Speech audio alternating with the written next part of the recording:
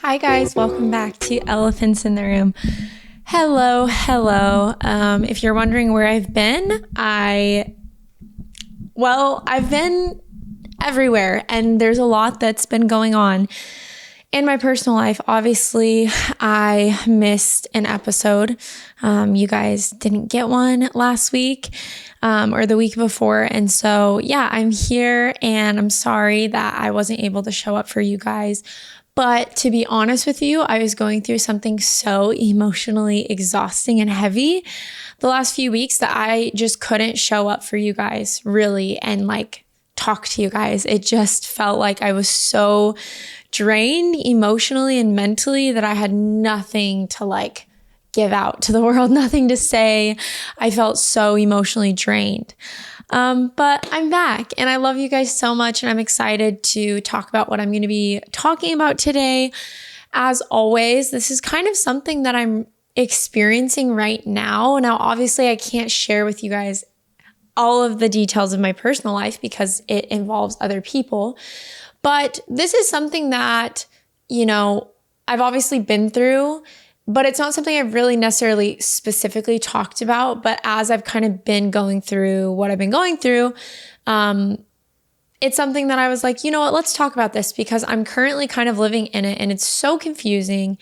And it's something that's so tricky to navigate. And so that's why I want to talk about it, because that's what this podcast is about.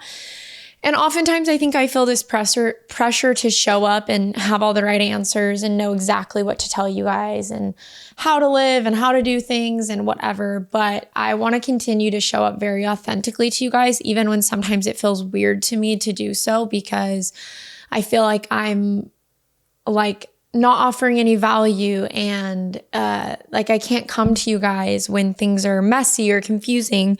But that's, so important to do because that's what we go through. That's life. It is messy and confusing, and it's a process, and walking through these things together is something that I love doing. But I think sometimes I can lose my vision and plan with this and why I do this. And so I just want to show up authentically and believe that the Lord is going to use me and use this to hopefully help you guys and help you feel less alone and help you walk through kind of whatever it is that you're walking through, because I think we all experience this in different ways.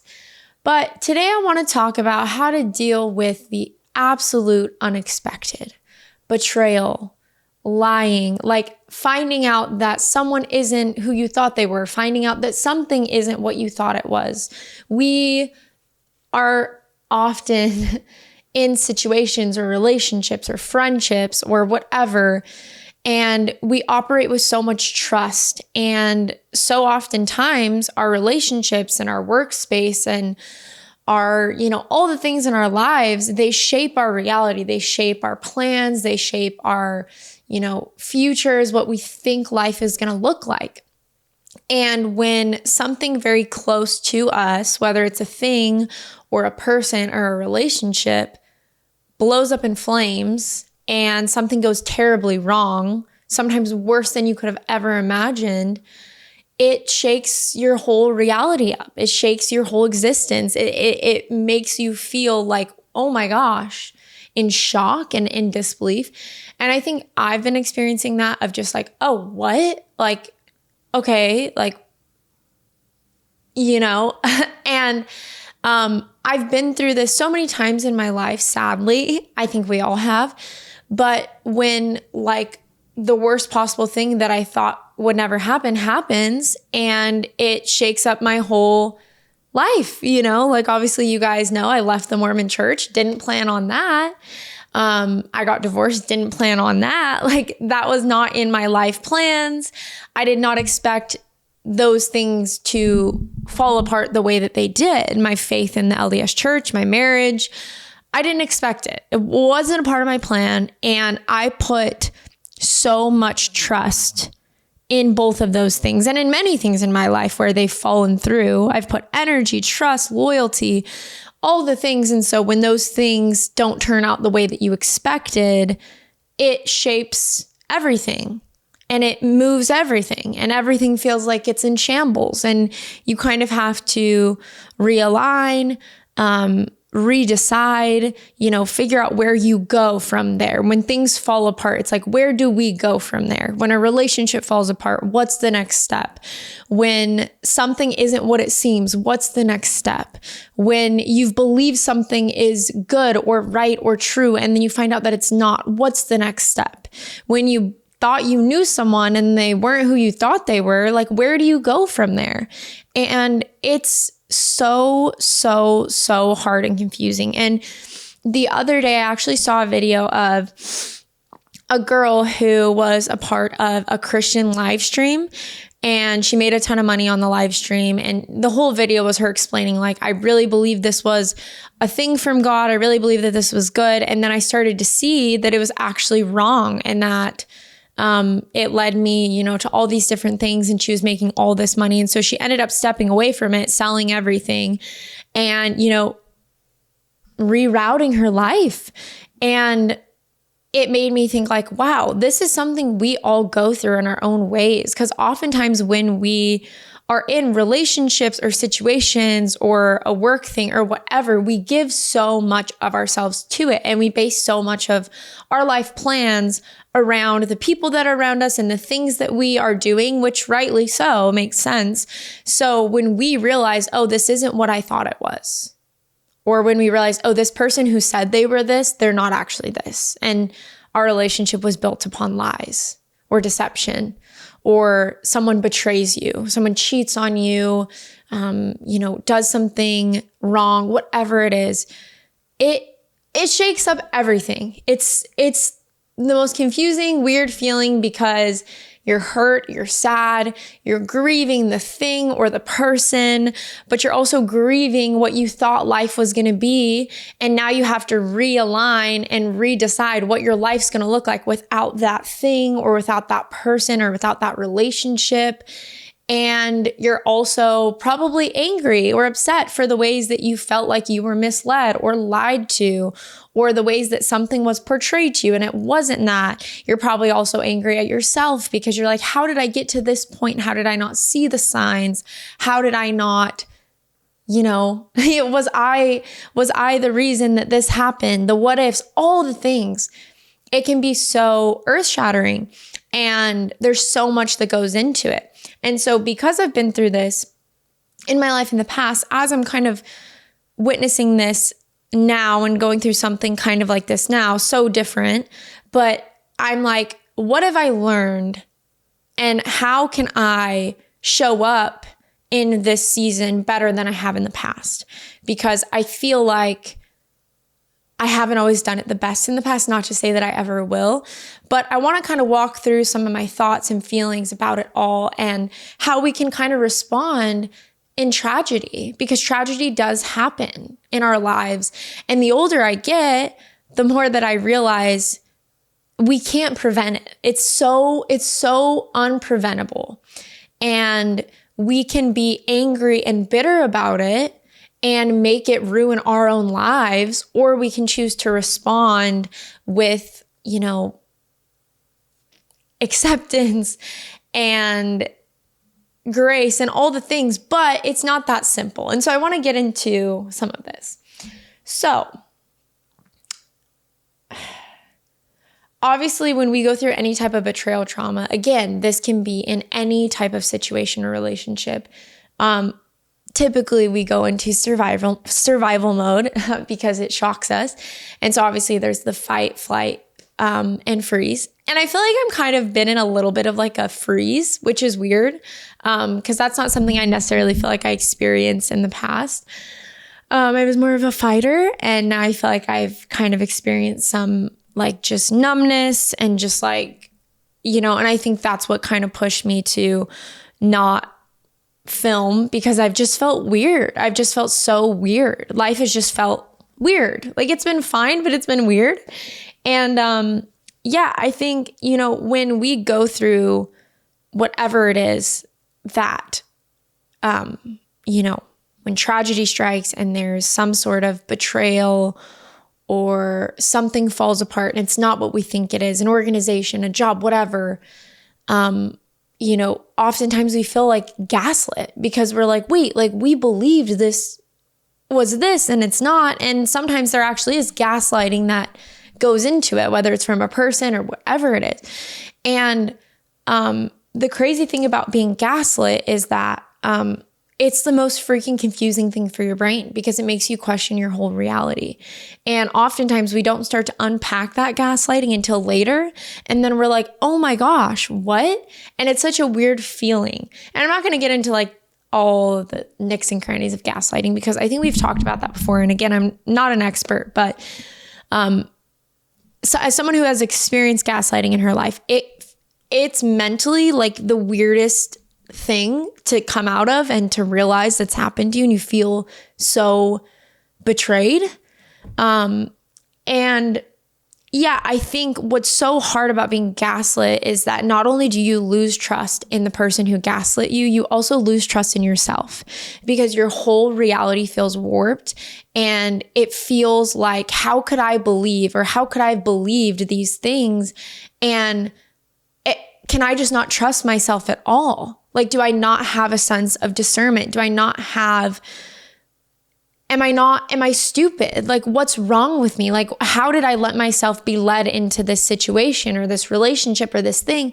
How did I let myself get so far into this, not realizing what was happening the whole time? And that can be so hard to reconcile with because we can feel so much anger towards ourselves. And what I want to tell you is that if you have been gaslit or you have been misled by something or someone, it's not your fault.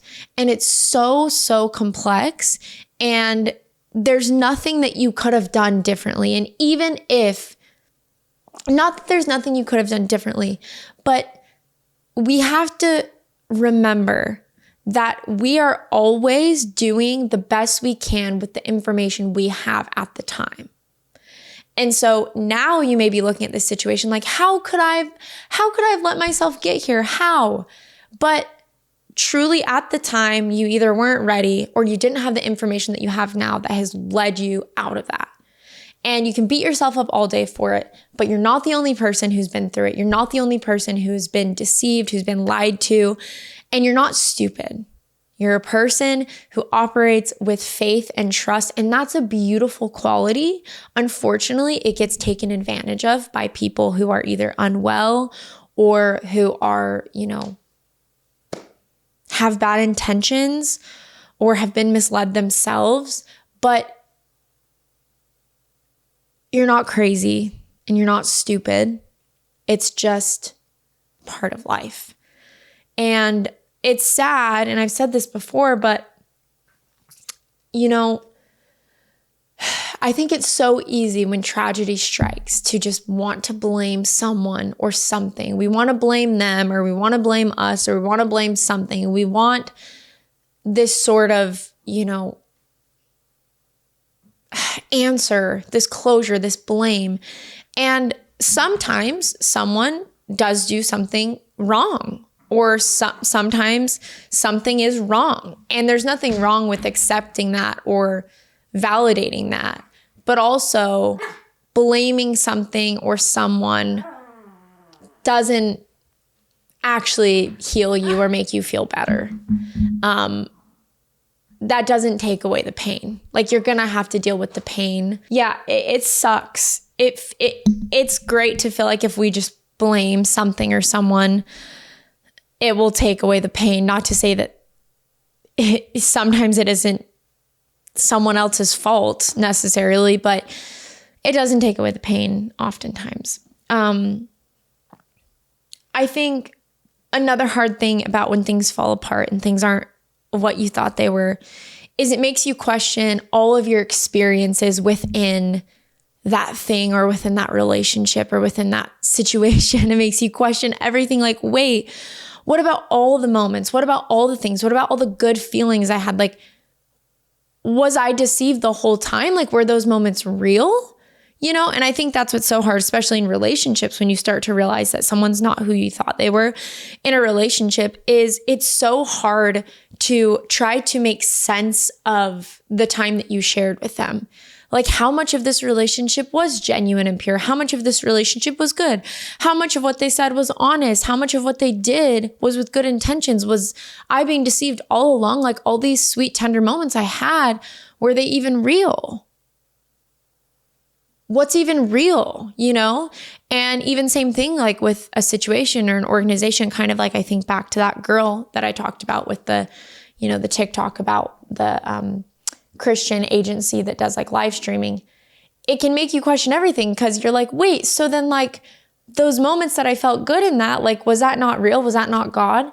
And I definitely experienced that when I was going through my divorce, because I stayed in my marriage a lot longer than most people would have, or not most people would have, but you could say longer than I should have. Like, the writing was on the wall for a very long time, but I wasn't ready. And also, I truly, truly, strongly believed that the Lord was going to save my marriage.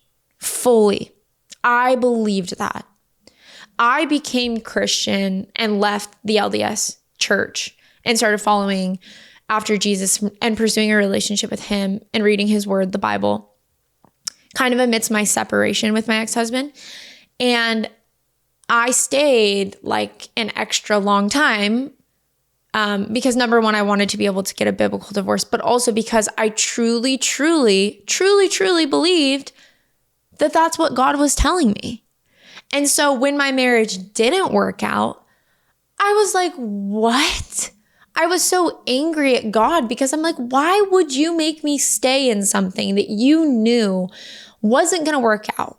Why would you make me believe that that was what I was supposed to do?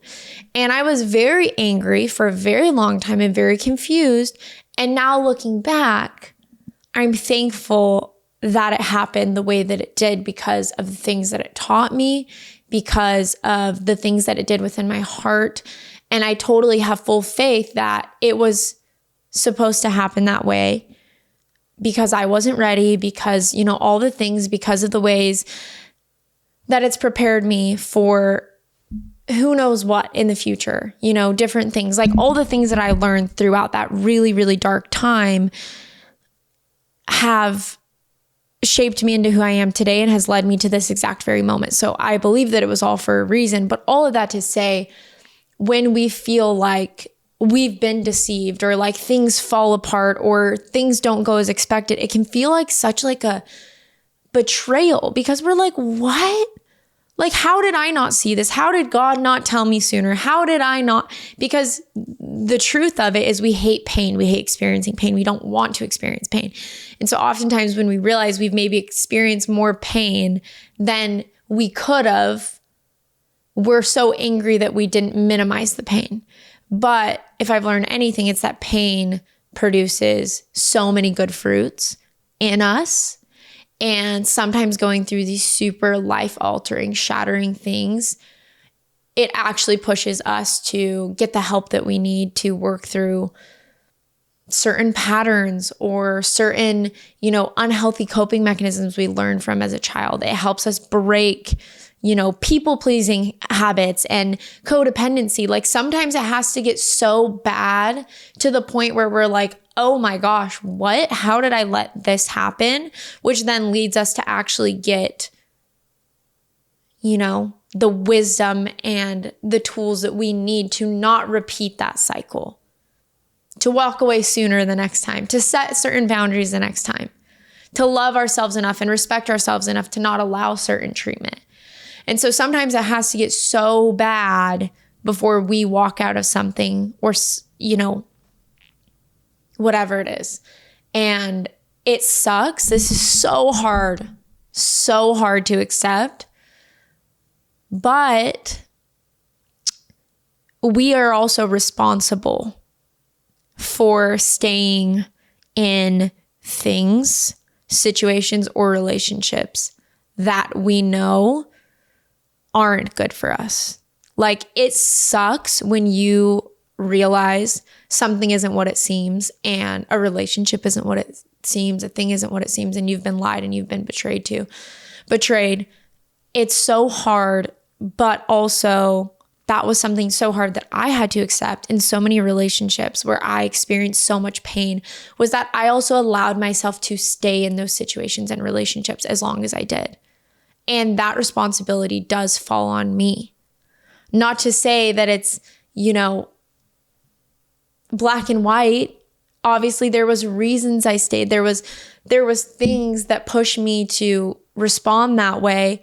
At the end of the day, like, when we start to see things and we start to see signs of certain things within relationships or situations, red flags, whatever it is, and we choose to kind of ignore them and just believe the best in people, it's a great trait to have.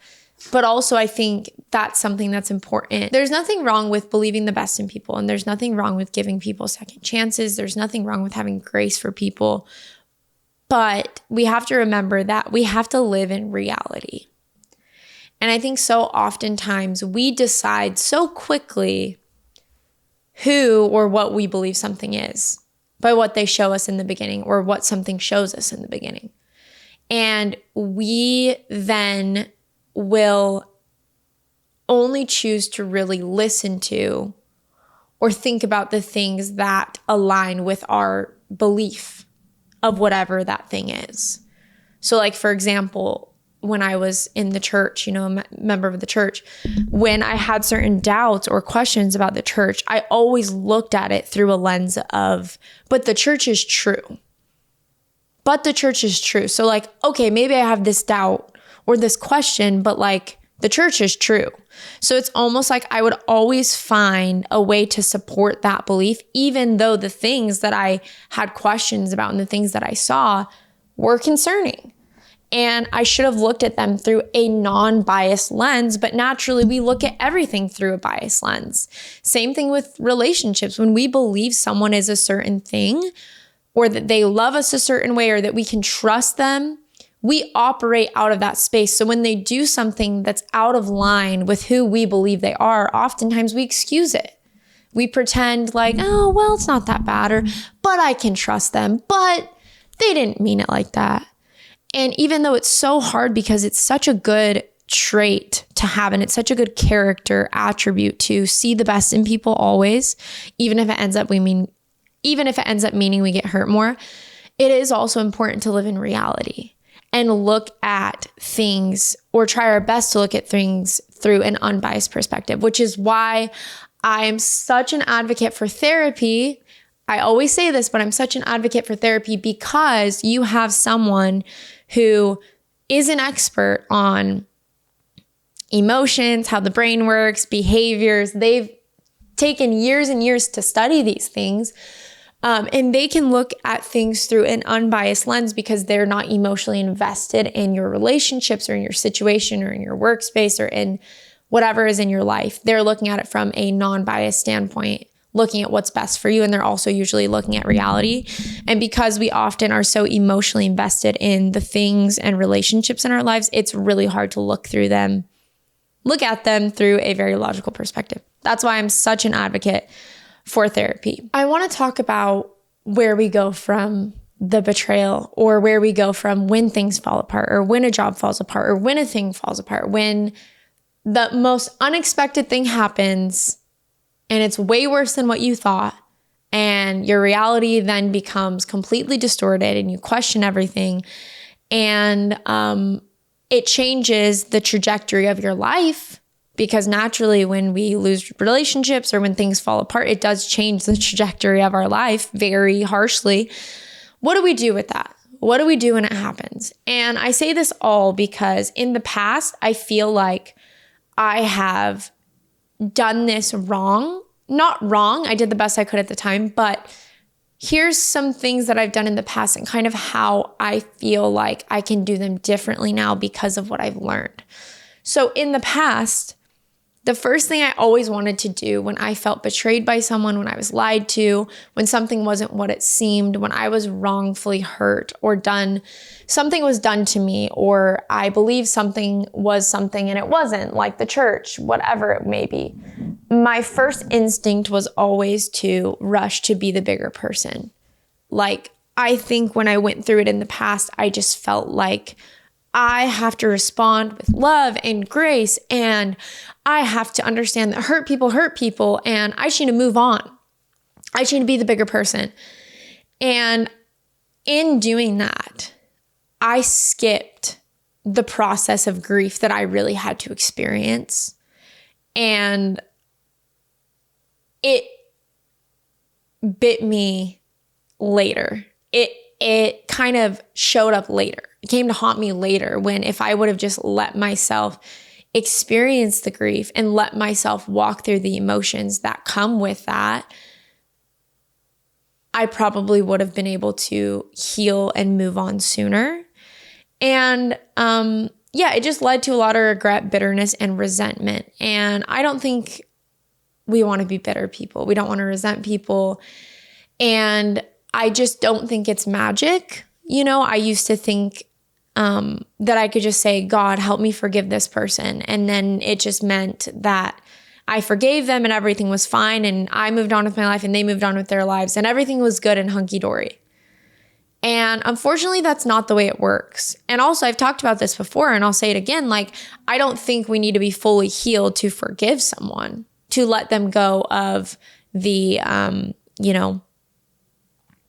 sentence of what they did to us, right? I don't think we need to be fully healed or have walked through everything to forgive someone. I think we can choose to forgive someone and still be hurt.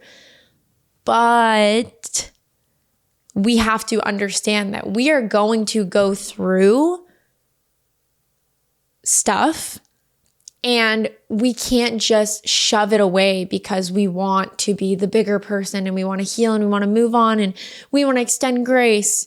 Because let's be honest, part of the whole I'm going to be the bigger person is also rooted in some sense of pride, thinking that you're better than them or you're better than the average humans because you can just walk away from things and be the nicest, kindest, forget it all happened, ignore, how I feel.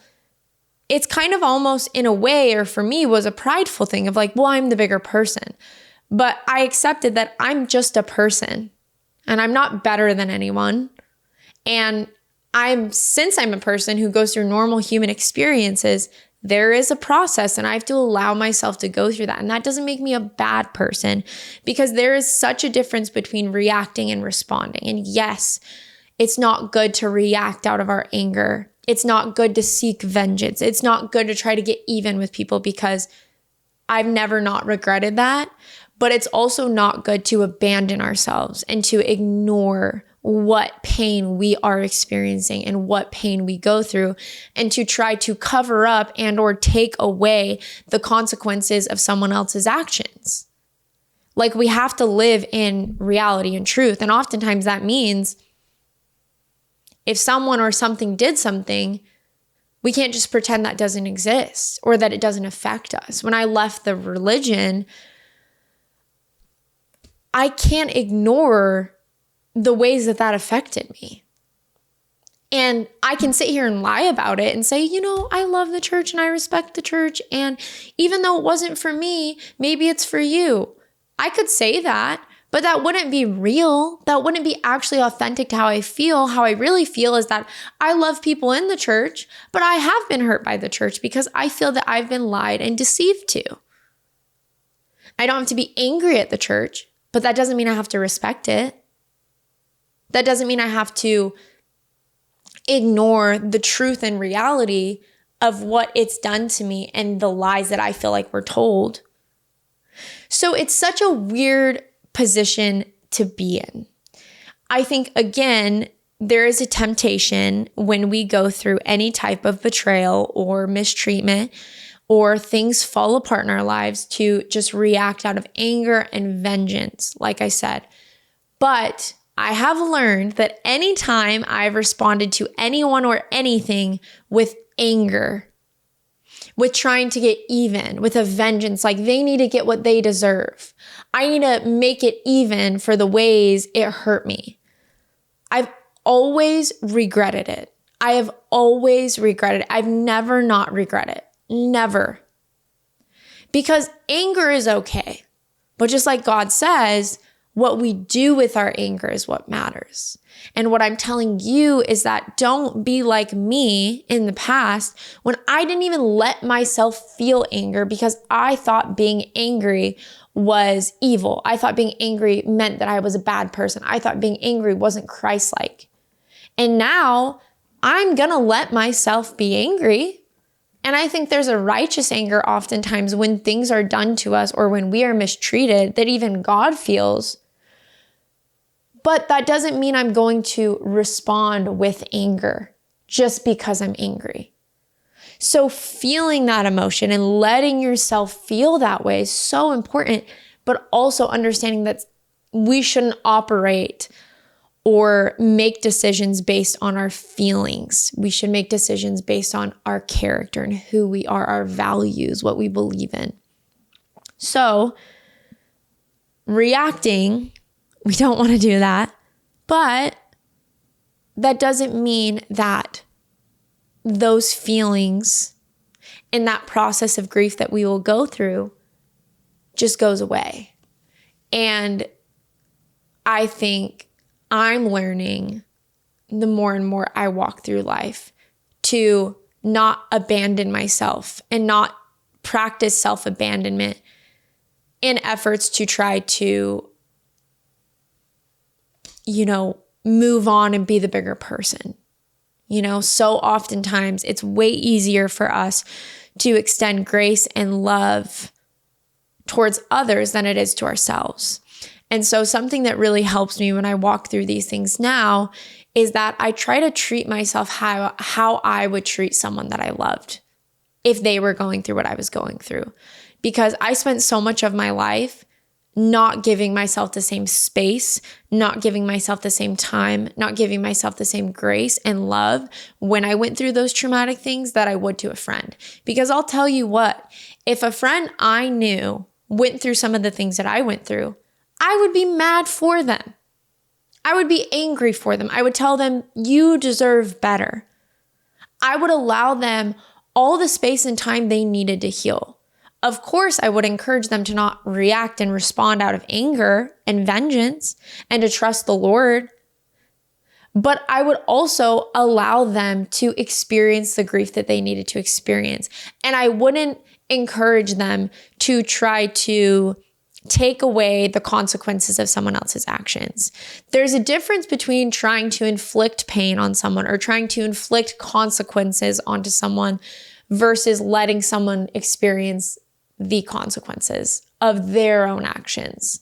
We try so hard often to try to take it away because we love people and because hurt people and we want to excuse certain behaviors and things. But also that's not actually loving when you really think about it, because whatever led that person or that thing to do what they did or to be what it was, they won't actually change or grow if you take away the consequences of their behaviors. Like sometimes us facing the consequences of our own actions is the best thing for us because it pushes us to change, to be better. And so it's almost like you're robbing that person of their own experience with the pain that they may have caused you or someone else or whatever it may be. Like there is a difference between inflicting and allowing. And we can't play God. And for so much of my life, I tried to play God in the sense that if someone did something wrong or whatever it may be, I wanted to just take it away from them and take away their pain. And I didn't want them to experience pain.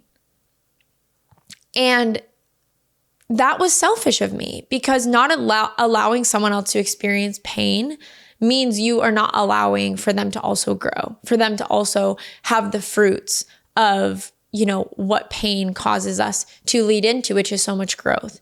And also, it's just not your journey, I think that's another thing is like being hands off and allowing God to deal with someone the way that he wants to deal with them and allowing someone to deal with the own consequences of their actions is so hard.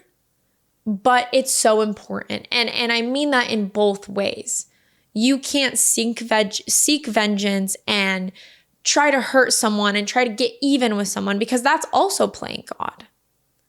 And also, in a way, we have to be humbled to know we are no better than anyone else. And that sucks, but it's true. I think it's so easy to look at people in our lives and look at things that have been done to us and be like, well, I would never do that, so I'm better than them. And it's like, yeah, you can say that, but also in my own ways, I've fallen, I've stumbled, I've done things wrong, and judgment isn't mine, it's God's. So the best thing I've learned to do in these types of situations is to step away and say, God, you have this, but also not abandon myself and not abandon my own grief process and not try to take away or minimize from the consequences of someone else's actions. Allow them to deal with what they've done. And you being angry or hurt or upset and feeling bad for feeling that way because you know it's going to make them feel a type of way, it's just not getting you anywhere. It's like pretending like what someone did to you doesn't affect you isn't doing them any favors, because it's like trying to take away the consequences of what they did. And I feel like allowing someone to have that is actually loving. Also for yourself. Like, us facing the consequences of our own choices in life is the best thing for us. And I've said this before and I'll say it again, but like, you reap what you sow and they will reap what they sow. And so again, is it admirable and good to be the bigger person and to turn to them with love and grace? Absolutely. But also don't not extend yourself that same love and grace as you are going through the pain of that. Like the Lord says, love yourself as you love others. So that same love and grace that you give to them, also give to yourself as you're working through the pain and the grief of what's happened. And obviously, I think it's so easy when things happen to take things personal, but I think we all know this by now. What someone does to you often has nothing to do with you. And often they're hurting, which led them to do something that hurt you. It's usually never intentional. And that sucks, but at the same time, it can allow a space for more grace and love when we respond to them. So yeah, I just think there is a difference between turning the other cheek and trying to respond with love and grace and forgiveness, which I think is so good, and self-abandoning. We don't want to abandon ourselves when we go through these hard things. We want to show up for ourselves the same way we show up for others.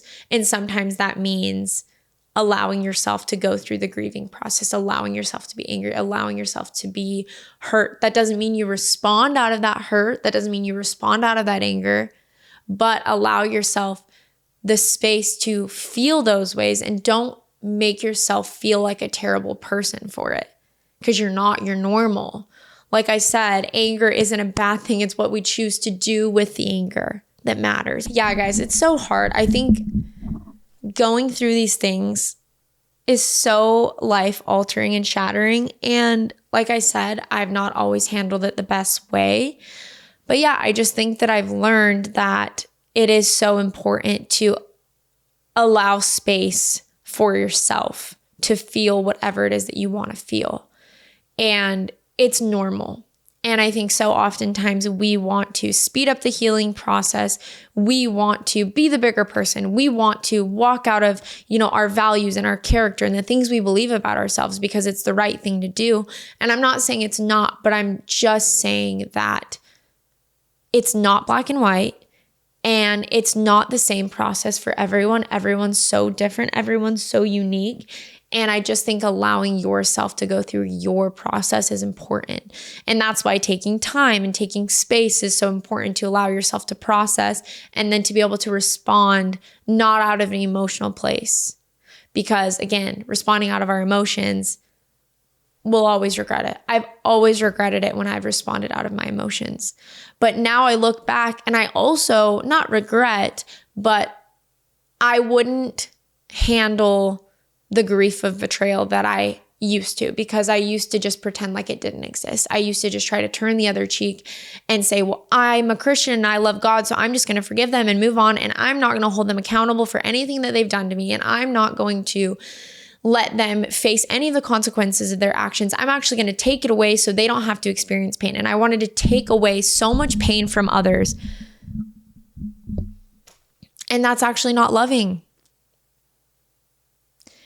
And now the best thing that I feel like I've learned is to let God heal them and be with them and work through things with them, but also allow that for yourself.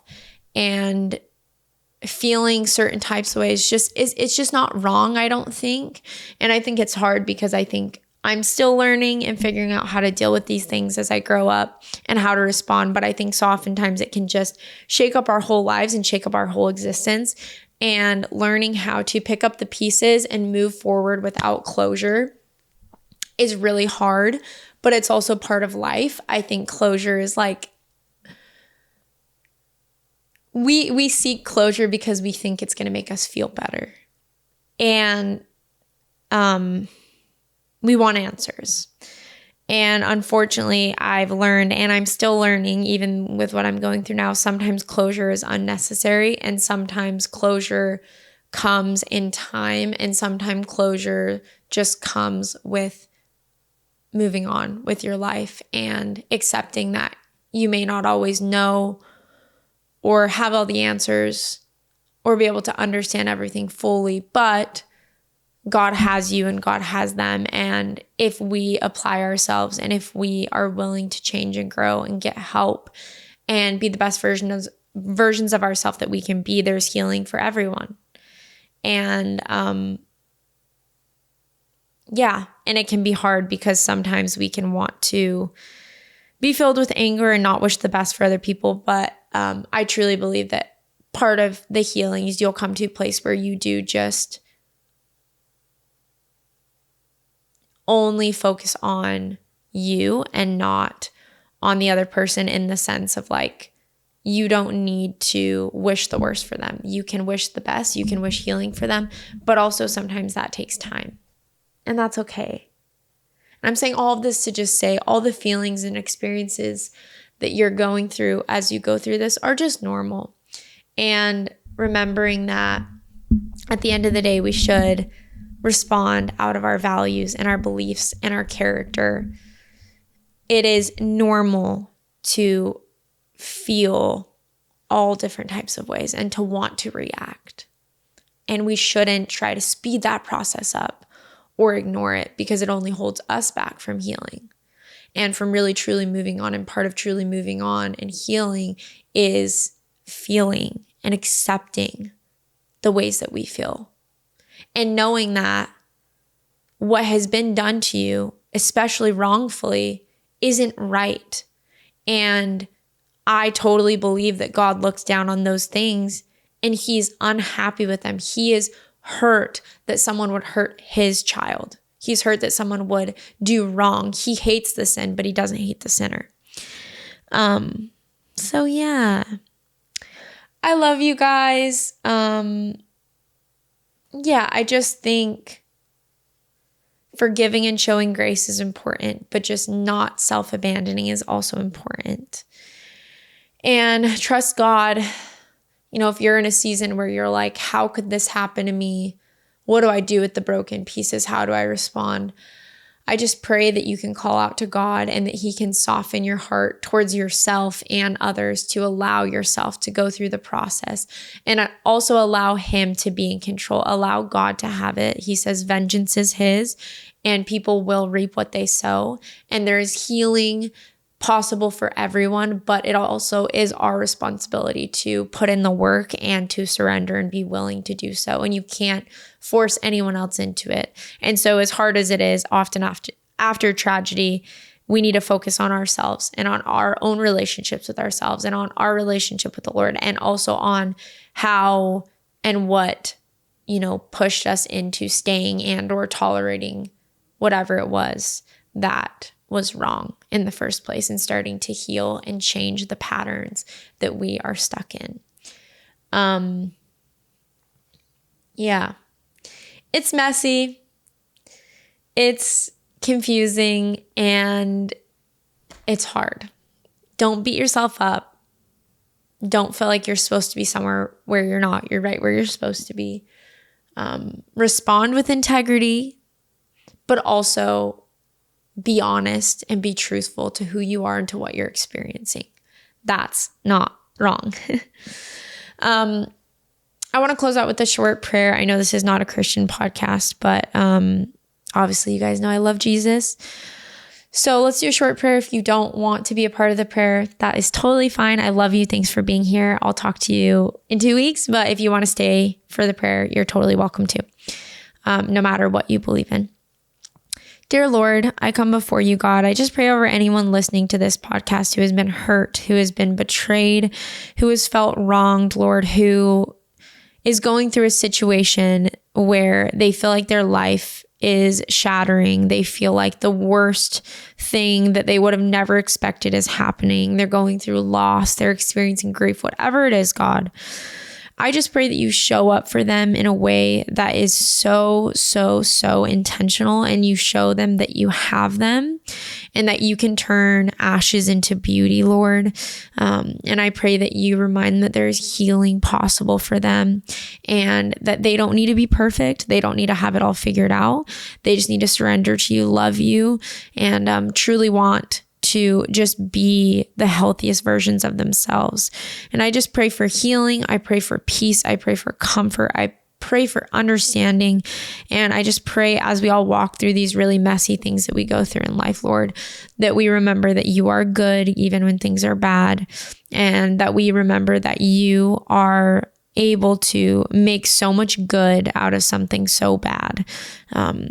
Because the goal isn't to not experience pain. It's to be the best people that we can be, to have the most empathy, to have the most love, to have the best character we can have. And often pain shapes us into who we're meant to be, Lord. And I just pray over everyone listening. Just be with them, comfort them, show up for them. Show them that you love them, even in the messy and the confusing. And even though I doubt you, God, and it's hard when I go through things in my life and it makes me feel like you're not there, Lord, I believe that you're there even in the mess. And I just believe that anyone who's been so hurt can see you for who you are and can see that you love them and that you want to show up for them and help heal them. I love you so much, Lord, and I say this in your name. Amen. I love you guys so much. I hope you guys have an amazing week. And please let me know what you guys want me to talk about. If there's anything you want me to walk through with you, DM me, email me, comment, all the things. You guys know if you want to support me, you can share this podcast with a friend, share it on your story, leave me a review or a rating on Spotify or Apple Podcast, subscribe to my YouTube channel, follow me on all my socials, which are elephants in the room on everything. I love you guys so much. My name is Nicole, and I'll close this episode out by saying, what elephants are in your room? I will talk to you guys next week or in 2 weeks.